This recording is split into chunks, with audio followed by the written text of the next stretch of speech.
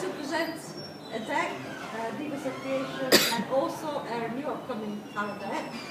And the piggies are on the table. If you haven't for the piggies, to please do so.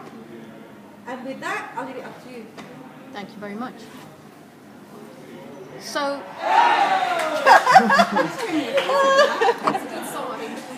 absolutely. Yeah, they were just cheering you. Yeah, of course, of course. So, how many people have actually heard of Devas? I heard the word, yeah. Okay. Well, everybody's heard of angels, yeah? But the Devas, I came across them when I went to Findhorn some, I don't know, 30 years ago. Could you move forward? Because I'm having problems hearing. Do you want to sit here? Maybe you're towards the middle. Yeah, but then are you going to be able, do you want to come on I'm this alright. side? Oh, I can stand. Alright, I'll come on this side. But then, yeah. No, it's because of the noises and everything. Yeah, so I came across Devas when I went to Findhorn. I'd heard about them when I was in Zimbabwe because I was brought up in Zimbabwe.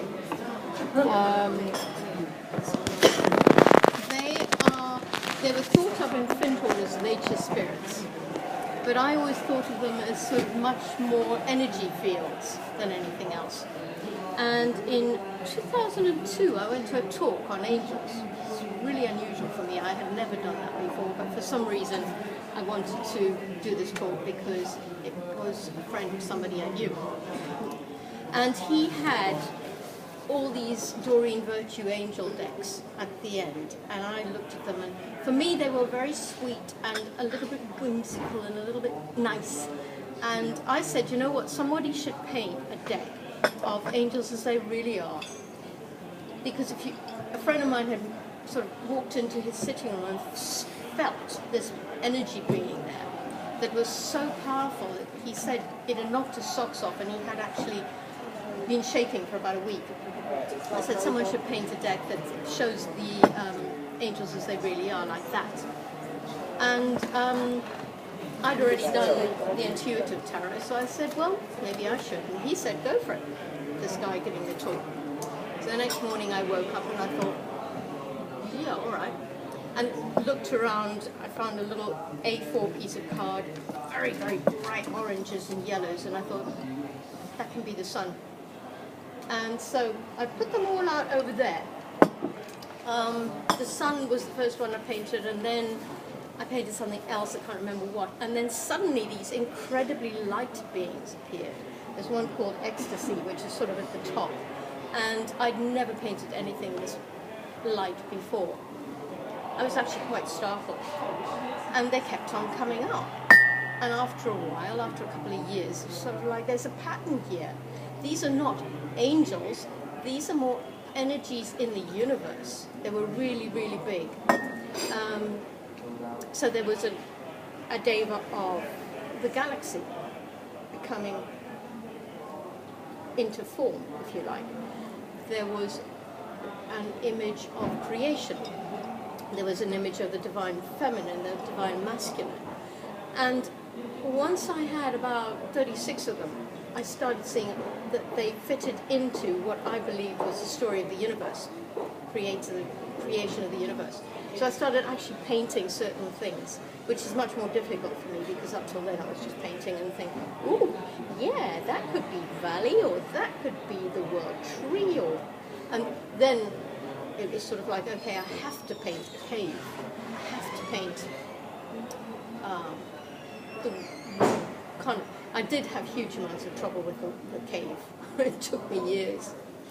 And I also wanted them to be either 64 cards or 72. 64 because I felt that these beings linked into sound, you know.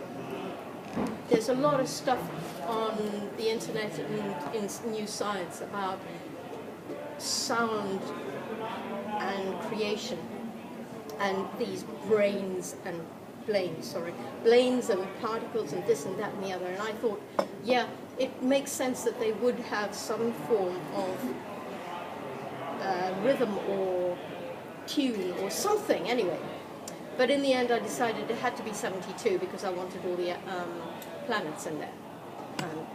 We had, I don't know, how many planets we got? 8? Thank you. 9 planets. And I had Earth and the Moon as well. So, but it did take quite a long time. I think it took me 5 years to finish. And then I started working with them. I started actually reading them. I'm a reader at Watkins now. At that stage, I still knew the guys. I wasn't actually reading. And I took them in on St. Patrick's Day. Managed to get a parking ticket.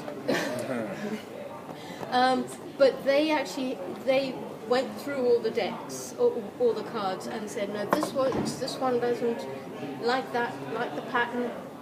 So it was definitely worth getting a parking ticket for. And I then started actually using them with my readings. I read with the tarot and the Devas. So the Devas are much more intuitive. The tarot obviously has its own pattern. But the Devas can be just about anything you'd think, except that the readings that you get from them are absolutely spot on. They are incredible. So that was how they came into existence.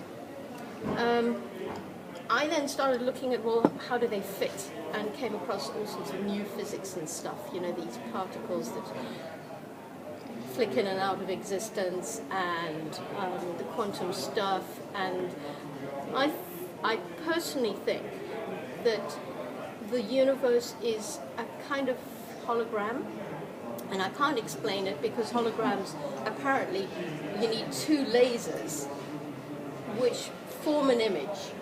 So how, if you think about it, well, where's the original? Why would we be a hologram if there's an original somewhere? It's quite mind-blowing, and I haven't got my head around it.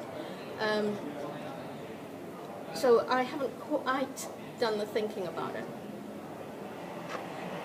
But what I did do is I self-published them. I did that this year, so I now have 2,000 David X, well, about 1,500 David X to sell. And they take up the whole of my front hall, which is quite interesting. But they're really, really fascinating because they actually seem, if you start working with them, they actually seem to push you in certain directions. I'm probably one of the worst tempered people I know, and that hasn't changed. But the level of understanding, the level of intuition I have has grown immensely. And the readings I do, especially with the 2 decks combined, is actually fantastic. So I think the best thing I can do now is, as I'm just talking about these, if we go over there and we look at the cards, then I can take them up and we can do a sort of mini workshop, if that's okay. I'll tell you the story as we go along.